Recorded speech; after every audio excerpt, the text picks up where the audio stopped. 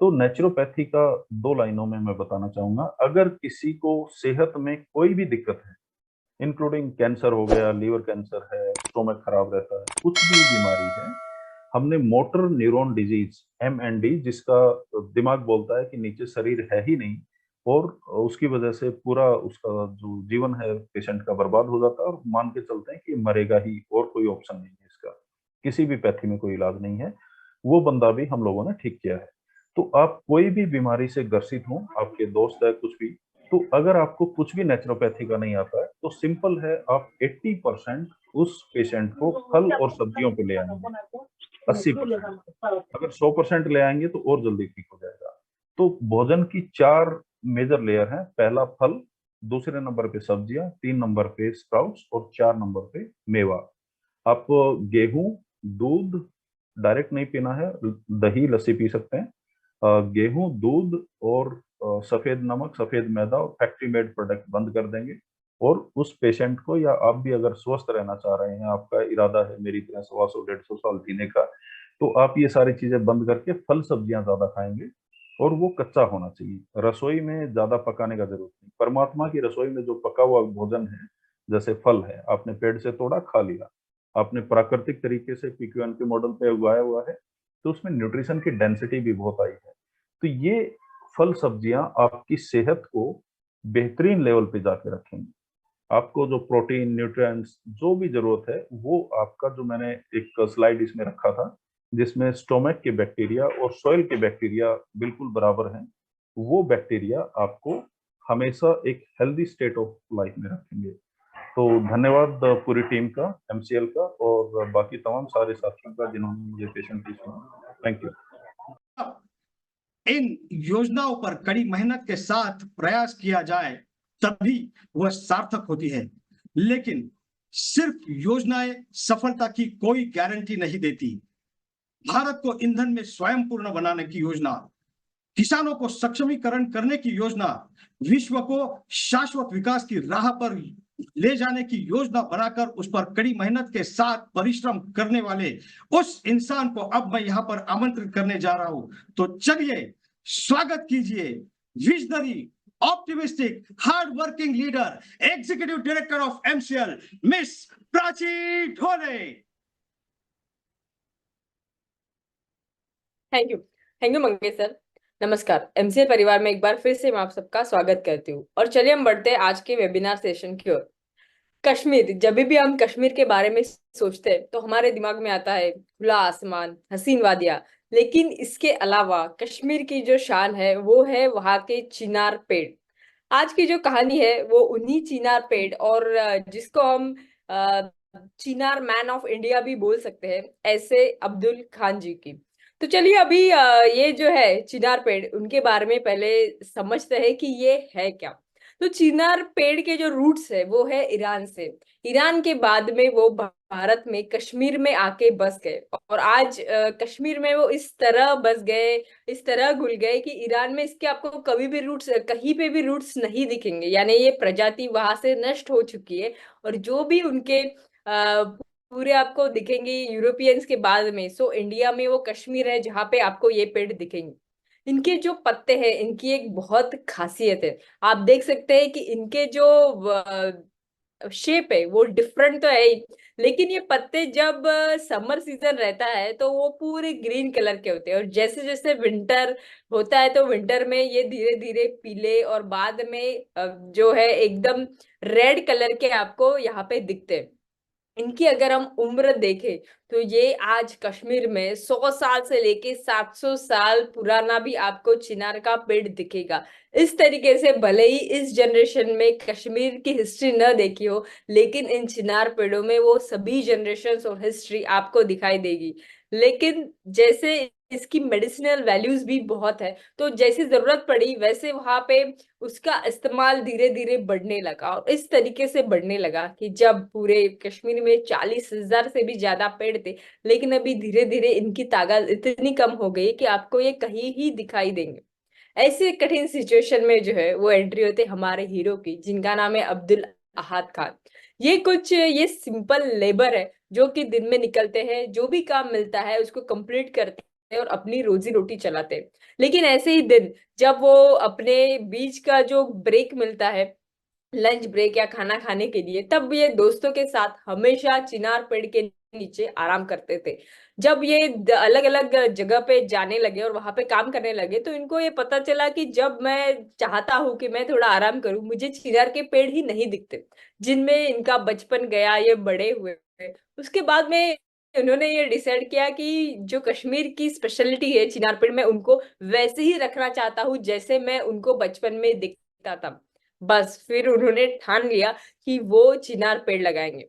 एक नहीं, दो नहीं, पूरे 15 साल से ये सिर्फ कश्मीर में चिनार के पेड़ लगा रहे हैं, और वो भी खुद के खर्चे से। जितना भी उनका सेविंग होता है, वो सेविंग से चिनार पेड़ के सैपलिंग्स, उनके फर्टिलाइजर से सब वो खरीदी करते हैं, और जैसे ही दिन निकलता है वो चिनार के पेड़ लगाते हैं। फिर दोपहर को काम पे जाते हैं, फिर से इवनिंग में रिटर्न आते हैं। रिटर्न आने के बाद में वो देखते हैं कि उन्होंने जो पेड़ लगा है वो आज कैसा है, उसको क्या चाहिए क्या नहीं चाहिए, ये देख के वो फिर से घर पे रिटर्न आते हैं। ऐसे आज उन्होंने 15 साल में लगभग 15,000 से भी ज्यादा चिनार पेड़ अपने एरिया में लगाए। यही फिर जो है नोटिस किया वहां पे डिपार्टमेंट ऑफ फॉरेस्ट्री ने इनका सम्मान किया, और इनके वजह से वहां पे एक मूवमेंट शुरू हो गया कि जो चिनार पेड़ कम हो रहे हैं उनको हमें लगाना चाहिए। तो ऐसे जो आज की जो कहानी है वो एक सिंपल इंसान की है, जिनका उद्देश्य जो था वो महान था, और उस उद्देश्य की वजह से इन्होंने एक डिफरेंस अपने सोशल एनवायरमेंटल जो एरिया है उसमें लाया। वैसे एमसीएल जो है, एमसीएल का भी उद्देश्य एकदम। दोस्तों, हम सबका मकसद है कि हमें हर तहसील को एक सुजलाम सुफलाम तहसील बनाना है, पूरी तरह से विकसित, हर चीज में आत्मनिर्भर ऐसा तहसील बनाना है। और यह भी हकीकत है कि हर तहसील की जो लेवल ऑफ डेवलपमेंट है आज की तारीख में अलग अलग लेवल पे है। कुछ तहसील ऐसे हो सकते हैं कि जिनकी जिनकी जो रिसोर्सेज है वो अभी तक पूरी तरह से या डेवलप होना शुरू भी नहीं। तो ऐसी परिस्थिति में कैसे हम अपने तहसीलों को पूरी तरह से सक्षम, पूरी तरह से डेवलप बना सकते हैं, ये समझना, ये जानना, ये सीखना बहुत जरूरी है। इनफैक्ट ये सीखना बहुत जरूरी है, ये समझना बहुत जरूरी है कि कैसे एक क्षेत्र कि जो बहुत पिछड़ा है, जो बुरी तरह से परिस्थिति में है, वो कैसे पूरी तरह से विकसित बन जाता है। और ऐसे ये कैसे हम सीखेंगे, ये कैसे हम समझेंगे। तो इतिहास एक ऐसी चीज है कि जो हमें बहुत सारी चीजें सिखाता है। तो इतिहास में कई सारे ऐसे उदाहरण हैं, घटनाएं हैं, जो ये हमें बताती है कि कैसे एक पिछड़ा प्रदेश बहुत डेवलप्ड ऐसा प्रदेश बन सकता है। और आज ऐसा ही एक एग्जाम्पल मैं आपके सामने रखना चाहता हूं। दोस्तों, वो एग्जाम्पल है जापान का। जापान एक ऐसा देश है कि 1945 में दूसरा विश्व युद्ध जो खत्म हुआ वो जापान की बर्बादी के साथ खत्म हुआ। अमेरिका ने जापान के ऊपर, हिरोशिमा नागासाकी, दो शहरों के ऊपर अणुबॉम्ब डाले, जिसकी वजह से जापान पूरी तरह से बर्बाद हो गया और जापान की कहानी शुरुआत हो गई। दोस्तों, जापान ने 1945 में जो शुरुआत की, इनफैक्ट हमारे साथ ही शुरुआत की, हमने भी 1947 में हम आजाद हुए, हमने शुरुआत की। लेकिन जापान आगे के सिर्फ 30 साल में दुनिया की विश्व की दूसरी सबसे बड़ी ऐसी इकोनॉमी बनी। आज की तारीख में भी अगर आप जापान की तरफ देखोगे तो दुनिया की तीसरी सबसे बड़ी इकोनॉमी है। पहले अमेरिका है, दूसरा चीन है और तीसरा जापान है। अमेरिका और चीन हमसे 3 गुना बड़े हैं, उनके रिसोर्स 3 गुना ज्यादा है। लेकिन अगर जापान की बात करें तो जापान, हमारे पास जितनी जमीन है, जापान के पास सिर्फ 11% जमीन है। हमारे पास जितनी खेती है, जापान के पास सिर्फ 3% उतनी खेती है। जापान के पास 4.4 मिलियन हेक्टेयर इतनी जमीन है। हमारे पास 159.7 मिलियन हेक्टेयर, यानी ऑलमोस्ट 160 मिलियन हेक्टेयर इतनी जमीन हमारे पास है। तो जापान के पास सिर्फ 3% खेती है जितनी हमारे पास है, हमसे कंपेयर करें तो। दूसरा, जापान में इतने सारे प्राकृतिक चैलेंजेस है, प्रॉब्लम्स है। आए दिन वहां भूकंप आते हैं, ज्वालामुखी होती है, सुनामी है, जो शब्द है वही से शुरुआत हुई है। ऐसी परिस्थिति में यह देश ऐसी स्थिति से निकल के, जहां वो पूरी तरह से बर्बाद हुआ था, और आज दुनिया की इतनी बड़ी इकोनॉमी बना है। और यही कारण है कि ये जो देश है, इस देश का जो विकास है, ये जो डेवलपमेंट है, आर्थिक विकास, इसे लोग आर्थिक विकास नहीं कहते, इसे कहते मिराकल। पूरी दुनिया में जापान का एक जो ट्रांसफॉर्मेशन है वो कहा जाता है जापानीज इकोनॉमिक मिराकल, कोडो केजई सिचो। और सही है, आप देखोगे तो पहले क्या था, आपके सामने चित्र है, और आज वो कैसी परिस्थिति में। तो कैसे हुआ है सब कुछ, कैसे वो जापान जो इतनी बर्बाद हुआ था वो इतना डेवलप कैसे बना? तो इसके 4 प्रमुख कालखंड है। सबसे पहले देखते हैं तो पहला स्टेज वो कहते हैं रिकवरी स्टेज।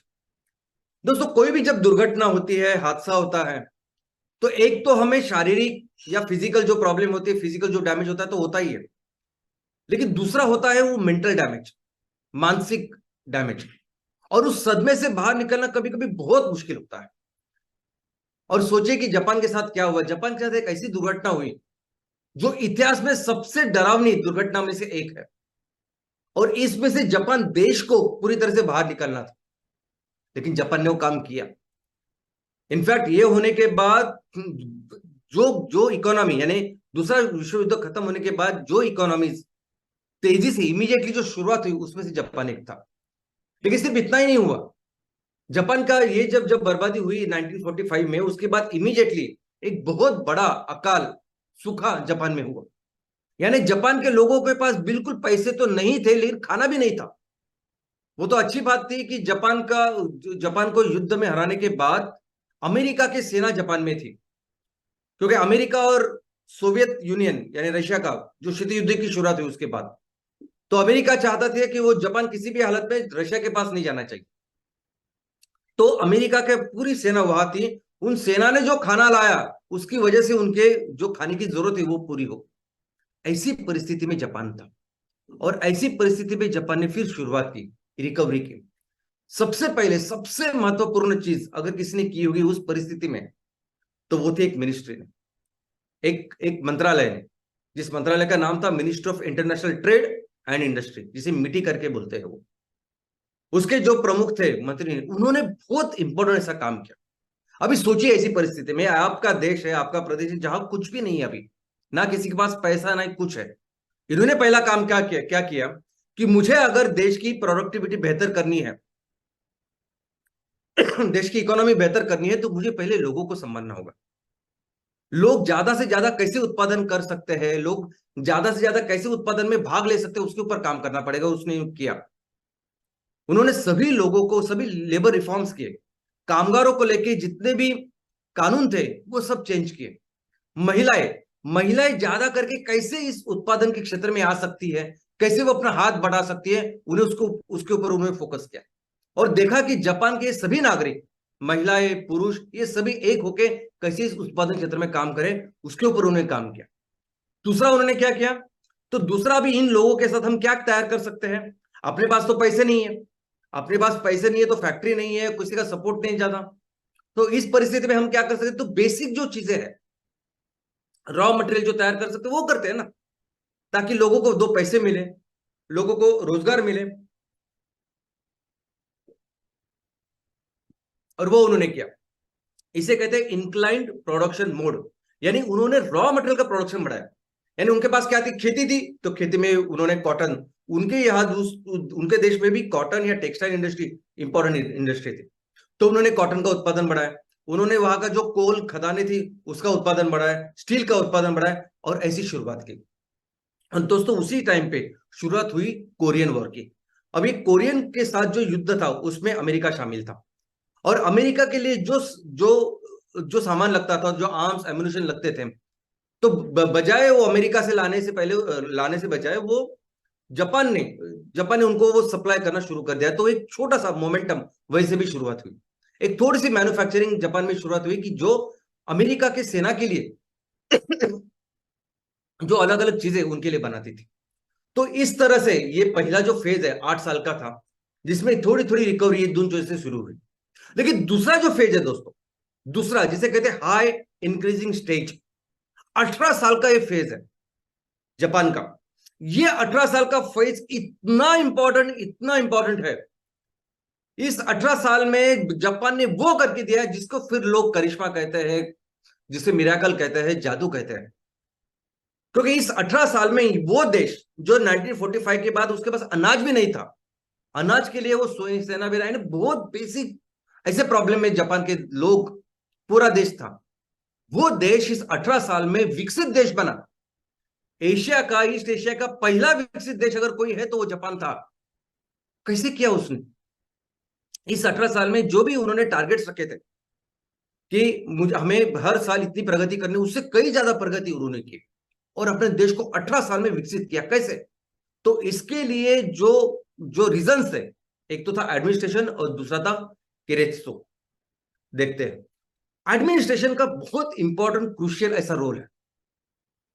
इस एडमिनिस्ट्रेशन यानी वो व्यक्ति जिन्होंने नीति को संभाला था, वही व्यक्ति फिर इस देश के पंतप्रधान हो गए, जिनका नाम था हयाटो इकेडा। और ये जो पर्सन है, ये इसके शिल्पकार है। इनफैक्ट जितने भी इतिहासकार हैं, जितने भी लोगों ने इस जापान के इस पूरे मिरेकल के बारे में, इकोनॉमिक मिरेकल के बारे में जो लिखा है, आर्थिक जादू के बारे में जो लिखा है, वो सभी लोग लिखते हैं कि अगर एक सिंगल व्यक्ति इस पूरे ट्रांसफॉर्मेशन के लिए अगर कोई रिस्पॉन्सिबल है, एक सिंगल व्यक्ति की वजह से अगर कोई हुआ है तो ये आदमी है, हयातो इकेडा। इन्होंने क्या किया? तो इन्होंने सबसे पहले अपने देश का जो फोकस है वो मैन्युफैक्चरिंग के ऊपर दिया। दोस्तों, मैन्युफैक्चरिंग बहुत ज्यादा इंपॉर्टेंट होती है। अगर किसी भी क्षेत्र का अगर हमें विकास करना है, अगर किसी भी क्षेत्र का इकोनॉमी का, आर्थिक विकास करना है ना, तो सबसे जरूरी होता है मैन्युफैक्चरिंग। बिकॉज मैन्युफैक्चरिंग क्या करता है कि आपके इकोनॉमी की जो हर क्षेत्र है उसको डेवलप करता है। रॉ मटेरियल लगती है मैन्युफैक्चरिंग के लिए, तो रॉ मटेरियल का मतलब है खेती, रॉ मटेरियल के मतलब है किसान। तो अगर आप मैन्युफैक्चरिंग करोगे तो इनडायरेक्टली आप किसानों का सक्षमीकरण करोगे, किसानों को पैसे दिलाओगे, किसानों की परिस्थिति बेहतर करोगे, और बाद में ट्रांसपोर्टेशन और बाकी सब कुछ होता है। और ये उन्होंने किया। उन्होंने क्या किया? अपने देश में जितने भी बैंक्स थे, उनको कहा कि आप जो भी इंडस्ट्रियल यूनिट्स है, जो भी मैन्युफैक्चरिंग के यूनिट्स है, उनको सबको बहुत सारा लोन दो, बहुत सारा पैसा दो, बाकी कुछ देखो मत, लेकिन उनको बहुत सारा पैसा दो। और ऐसा उन्होंने दिलाया। अभी ये सभी जो बैंक है, ये पैसा कहां से लाती? उनकी वो पैसा कहां से लाती? तो सेंट्रल बैंक से लाती। जैसे हमारे पास आरबीआई है, वहां उनके पास है बैंक ऑफ जापान। अभी ये बैंक ऑफ जापान उनको इतना पैसा देती थी। अभी ये बैंक ऑफ जापान या आरबीआई हमारी, वो कहां से पैसा लाएगी? तो इंटरनेशनल मार्केट से। इनका सिर्फ एक ही फोकस था। क्या फोकस था? कि सबसे पहले तो जो भी बिजनेस करना चाहते, जो भी मैन्युफैक्चरिंग, उसको पूरा सपोर्ट करो, उसको बहुत सारा पैसा दो। हेवी लोन दिए उन्होंने।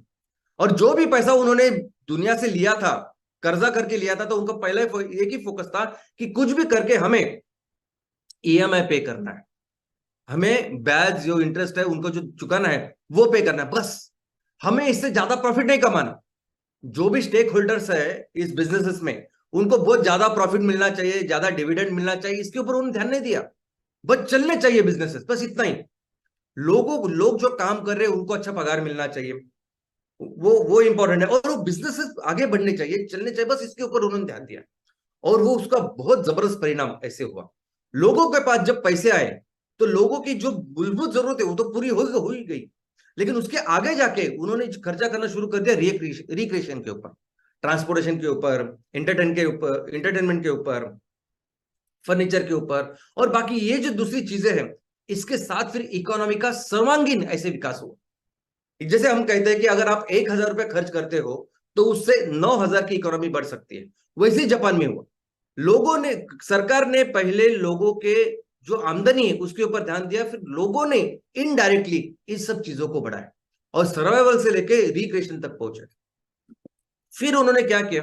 फिर उन्होंने पूरा, एक बार मैन्युफैक्चरिंग का बेस मजबूत करने के बाद उन्होंने पूरा फोकस किया एक्सपोर्ट के ऊपर। यानी जो भी एक्सपोर्ट करना चाहता था उसको जो भी चीज लगती थी वो उसको देते हैं। सबसे इंपॉर्टेंट, यानी उन्होंने इंफ्रास्ट्रक्चर के ऊपर पूरा फोकस किया।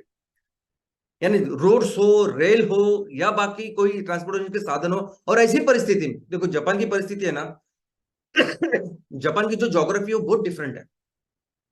जापान में यानी हम बहुत भाग्यशाली है, वैसे जापान में नहीं है। जापान में हर तरीके का सोल्यूशन उसने निकाला, और यही कारण है ट्रांसपोर्टेशन में अगर आप देखोगे ना तो सभी जो इन्वेंशन है वो जापान से आया है। आज हम लोग जो बुलेट ट्रेन की बात कर रहे हो, बुलेट ट्रेन हम लोग जापान से ही वो टेक्नोलॉजी ले रहे हैं और कर रहे हैं काम। जो मोनोरेल आज हमारे देश में है, वो मोनोरेल भी जो मुंबई में है वो जापान से ली हुई है। ऐसे हर चीज के ऊपर उन्होंने काम किया। और इस चीज के बेस पर उन्होंने अपने देश का जो इस 18 साल के स्टार्टिंग में जो उनकी इकोनॉमी सिर्फ $91 बिलियन थी, जीडीपी, उसको 12 गुना बढ़ाया 18 साल में, 12 गुना, यानी $1,065 बिलियन, यानी 12 गुना इकोनॉमी बढ़ाया। 2 गुना, 3 गुना, 4 गुना नहीं, 12 गुना बढ़ाया। दोस्तों, इन्होंने भी शुरुआत की उदारीकरण की, जागतिकीकरण की। हमने भी शुरुआत की थी 1991 में, उदारीकरण, जागतिकीकरण, खासगीकरण, जिसे एलपीजी कहते हैं। अभी इस उदारीकरण ने जब उन्होंने जापान में शुरुआत की तो लोग डर गए थे, उनके जो विरोधी पक्ष में थे या प्रेस थी, उनको लगा था अभी कैसे होगा, क्योंकि बड़ी बड़ी जो कंपनी आएगी या बड़े बड़े देश के लोग आएंगे, क्योंकि जापान बहुत छोटा सा देश है, तो क्या होगा हमारा। लेकिन उन्होंने पूरा फोकस किया अपनी एबिलिटी बेहतर करने के लिए, सर्वाइवल ऑफ द फिटेस्ट। बहुत अच्छा काम करो, मेहनत करो अपने प्रोडक्ट्स के ऊपर, बिजनेस के ऊपर, और सर्वोत्तम बनो। और उन्होंने किया। हमने भी वो करना चाहिए था, लेकिन हम उस पर पीछे हो गए। उसके बाद फिर जो फेज आया, उसके बाद जो फेज था वो था 1973 से लेकर 1992 तक, वो था स्टेडी इंक्रीजिंग स्टेज। यानी इस 20 साल में बहुत फास्ट ग्रोथ नहीं हुई, वो कम थी, ग्रोथ हो रही थी लेकिन कम कम हो रही थी। क्यों? क्योंकि पूरी दुनिया के ऊपर एक दो बहुत गहरे ऐसे संकट हुए। लेकिन इस संकटों में, इस संकट की वजह से बाकी दुनिया की कितनी सारी इकोनॉमी डूब गई या पीछे हो गई, लेकिन जापान फिर भी प्रगति कर रहा था। उसमें पहला संकट था फर्स्ट ऑयल शॉक 1973 में, यानी इजराइल का और अरब का युद्ध हुआ, और अरब के देश जो थे वो सभी दुनिया को पूरा ऑयल सप्लाई कर रहे थे।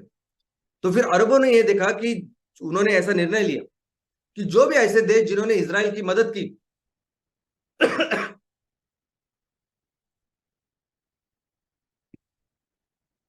पोल्यूशन की वजह से खांसी है, बाकी कुछ।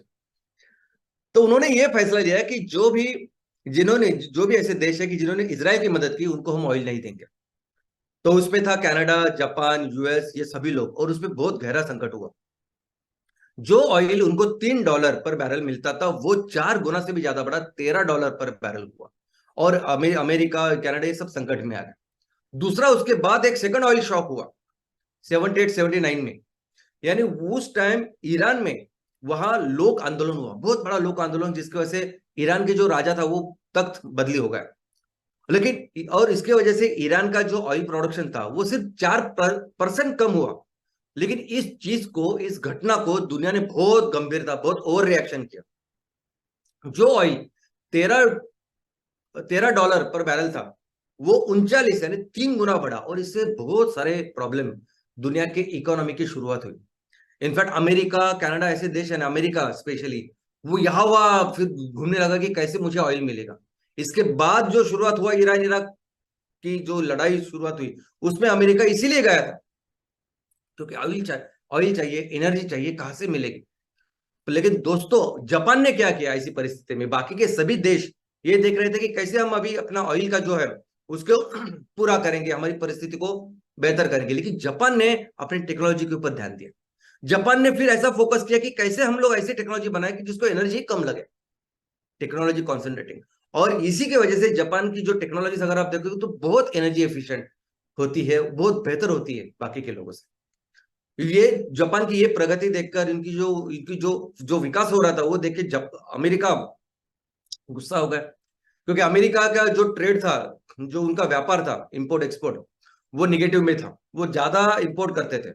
तो अमेरिका ने ये डिसाइड किया कि कैसे मैं जापान का जो एक्सपोर्ट मुझे हो रहा है उसको कम करूं। तो उन्होंने एक प्लाजा अकॉर्ड, यानी न्यूयॉर्क में एक प्लाजा अकॉर्ड करके एक करार किया, जिस करार में उन्होंने अपने जो अमेरिकन डॉलर है उसको डिवैल्यूएशन किया, और जिसकी वजह से जापान का जो बिजनेस है, एक्सपोर्ट था अमेरिका को, वो उस पर बहुत गंभीर परिणाम हुए, बंद हुआ ऑलमोस्ट। अभी ऐसी परिस्थिति में भी जापान ने क्या किया? ऐसी परिस्थिति में फिर जापान ने देखा कि चलो, मैं आज अमेरिका ने अपने दरवाजे बंद किए मेरे लिए, नहीं करना चाहता हूं बिजनेस मेरे से, तो मैं और किधर बिजनेस कर सकता हूं, और बाकी के देश कौन से, वहां मैं अपना माल बेच सकता हूं। तो देखिए, सोच, हर परिस्थिति को, हर प्रॉब्लम को उन्होंने अवसर में बदला, संकट को अवसर में बदला, और वैसे ही हुआ। और आज भी अगर देखोगे तो आज ये जो कालखंड चल रहा है, जो फेज चल रही है उनकी, उसको लो इंक्रीज फेज कहते हैं। इसका कारण एक तो यह है कि जापान में जो पॉपुलेशन है, पॉपुलेशन ऑलरेडी कम हो रहा है, डिक्लाइनिंग है ना, पॉपुलेशन उतना ही नहीं, स्टेडी तो है लेकिन कम हो रहा है। लोगों का जितने लोग हैं वो उतने ही है, कम होते जा रहे हैं।